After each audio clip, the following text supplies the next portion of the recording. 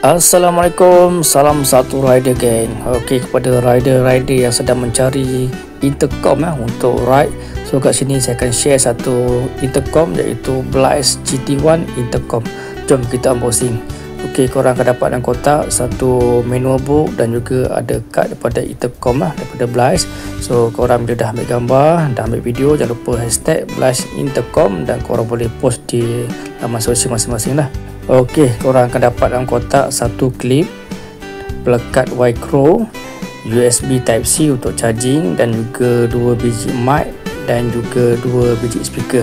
Okey, inilah dia intercom Blaise GT1 dan juga korang boleh pasang kepada dia punya klip dan untuk pasang pada helmet. Untuk intercom ni dia punya bateri dia bila dah full charge boleh bertahan sehingga 22 jam dan juga dia adalah waterproof lah, korang tak perlu risau ride dalam hujan. Okey, berdapatkan di beg kuning.